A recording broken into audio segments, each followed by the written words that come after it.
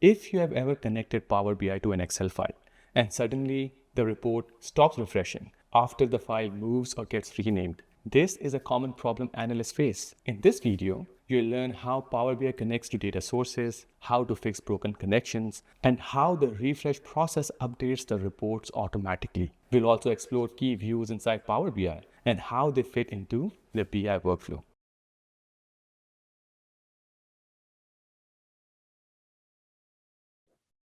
Okay, let's have a look at the data source and how to kind of change the data source and what is happening.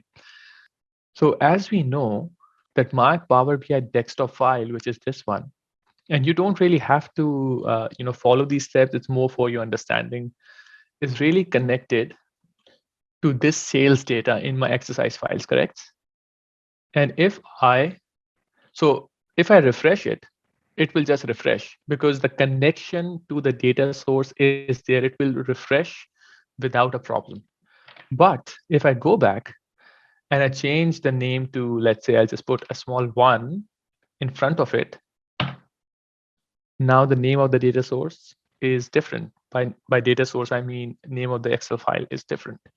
Now I come back and I hit a refresh, it just breaks. It says, I just could not locate the file. I can't locate the file sales. And that's why it kind of just breaks the connection. So I can do two things. I can definitely go back and I can rename the sales data 1 to sales data, come back, refresh, and it will work. Fresh.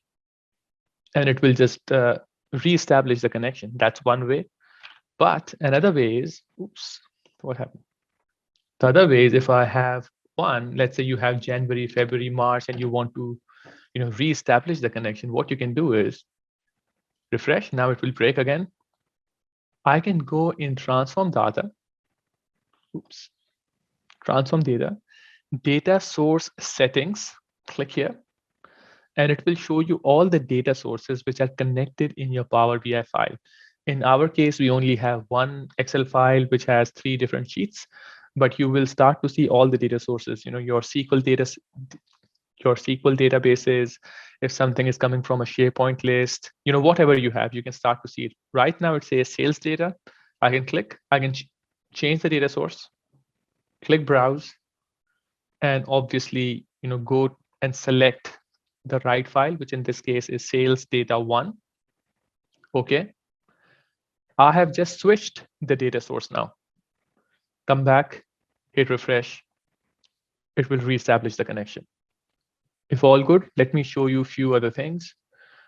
What I will do is I will just, this is just for showing you, but I will change it to the same file name, go back in, change the data source.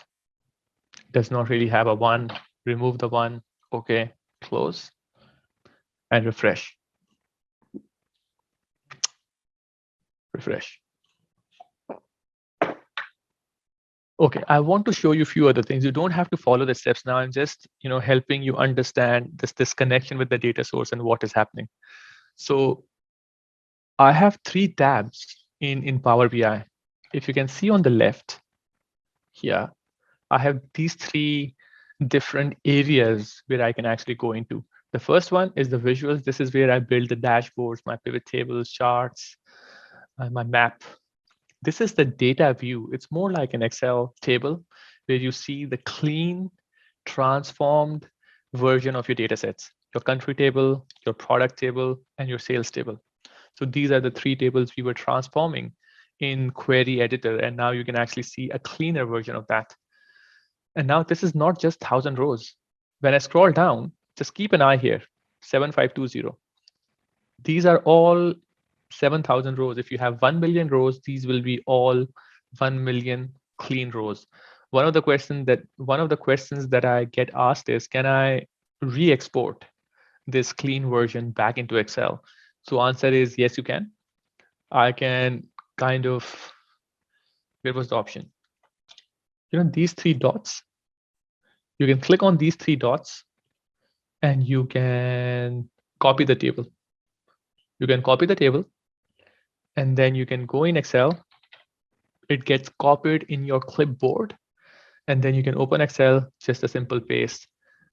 Now it's a clean version of your data set, right? Direct marketing is fine. Name of the column is fine. Name of London is fine. So it's a cleaner version of your data set that you transformed inside Power Query. Okay, let's have a look at one thing. So right now, just to make a point, what I'll do is I will make some changes into my data source, which is my sales data in Excel file. I'll make some changes there. Maybe I can add a row, maybe I can, delete a certain thing. And when I come back and refresh, it will again go back, look at my data source and bring the latest data back in. So here I only have data till 2017 December. 31st of December 2017 is really the last transaction. So what I'll do is I will go back to my Excel file in my sales data. Can go at the bottom. I can let me just add a couple of rows and then I'll delete it. You don't have to do the steps, just making a point. And then I can say 2019, let's say. I'm just adding few rows at the bottom of the data set for 2019. Just imagine a scenario where you are just re-exporting a report and you have some additional dates and some additional data that comes with it. So let's say we have some rows. I'll just highlight it as yellow, 6 rows for 31st of December 2019. Save it. Saving is important. If you don't save it, it does not work. Go back here. And I'll just establish a small visual, maybe, let's say, I think it will not be very useful. Don't have to follow the steps, so don't worry for now. I'll just maybe have, what should I have? Let's say product code and maybe count, something like this, or maybe something like this, right? So right now, the data is going till December 27. Now the data source has changed. As soon as I hit a refresh, it will go back. And now I have this December. If I show it to you in the table format, it will start giving me 2019 December, where I have 6 rows, which is really like number of entries that I have, number of count. I can go back. I'll add few more. Let's call it 2021. Save, come back, refresh, 2021. Just reestablish the connection. So as soon as you put an updated file in, you come back, hit a refresh, your dashboard kind of updates because your data transformation is happening automatically. Get rid of all these rows, don't really need it. Delete, save, come back, and you will see this disappear now. Done. Let's get into some. Okay. So let's have a look at all 3 views. So this is your report view. This shows you, this is where you create your dashboard. This is your data view. I just want you to have a look and just click on the data. This gives you an Excel kind of a feel. You also have your filters. You can filter the values. You also have your, sorting function that you have in Excel. You can sort up, sort down, and you click on the third part. And this is where your data modeling happens. This is where you establish the relationship between the data sets. And as you can, and this is also called in technical words, it's also called like a schema or data model. And we are going to spend some time just understanding, what this one is, what this star is, what is this direction, like what is happening. Data modeling, again, is a very broad topic, but we will cover some of the fundamentals here, some of the things that you should know about the data modeling, because this can be a new concept for people who come from Excel background. So this is data model, which is step number 2 in our BI process. Before we go inside a data model, let's do few more things. And again, this is a very simple things to do in the start, but doing these kind of things makes a big difference when you're building reports. So click on the sales table, have a look. When you click on the sales table, you actually see your transaction date as, it's like a really long date, and maybe you don't like this formatting. And I just want to make a simple point here. Some of the people, you have to understand the distinction between a data type and a data format. When we were in query editor, we were changing the data type. We were changing a text into a string or number into something else. We were changing the data type. When you change the data type, engine actually changes the space it reserves to store that data type. But then there is also something called a data format, right? So once you decide that this column has to be a date and not date time, then here in Power BI Desktop, you decide how do you actually want to view the date.